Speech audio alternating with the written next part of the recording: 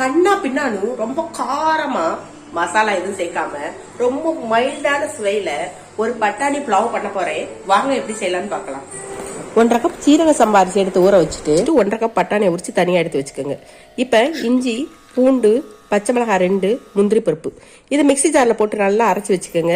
குக்கர்ல எண்ணெய் காஞ்சதும் ஒரு பிஞ்சு, அதாவது நான் இந்த ஸ்பூன்ல எவ்வளவு ஜீனி எடுத்திருக்கேன்னு பாத்துக்கோங்க. இந்த அளவு ஜீனியை மட்டும் போட்டு நல்லா அதுல கரைஞ்சதும் அதுல கொஞ்சம் ஜீரகத்தை போட்டு நல்லா கிளறி விட்டீங்கன்னா இந்த மாதிரி ப்ரௌனிஷா வரும். இந்த ஜீனியும் சீரகமும் சேர்ந்து நல்ல ப்ரௌனிஷ் ஆகும்போது ஒரு நல்ல பிளேவர் கிடைக்கும். அதுக்காக தான் இந்த ஜீனியும் சீரகமும் இப்ப நம்ம சேர்க்கிறோம். அதுக்கப்புறம் பட்டை, கிராம்பு, ஏலக்காய், அனாசிப்பூ இதுகளை போட்டு நல்லா தாளிச்சு விட்டுட்டு வெங்காயத்தை போட்டு நல்லா ப்ரௌனிஷா வர்றது வரைக்கும் வதக்கி விடுங்க.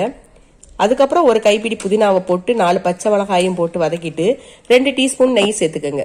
இப்போ பட்டாணியை நல்லா தண்ணியில போட்டு அலசி எடுத்து அதையும் இதுல கலந்துட்டு நம்ம அரைச்சி வச்சிருக்கிற இஞ்சி, பூண்டு மசாலாவையும் சேர்த்து நல்லா வதக்கி விடுங்க.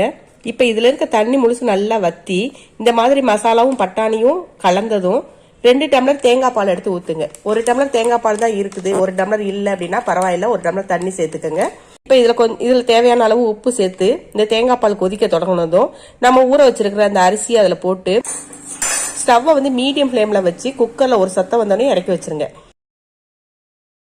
மிகவும் சுவையான பட்டாணி புலாவ் ரெடி ஆயிருங்க.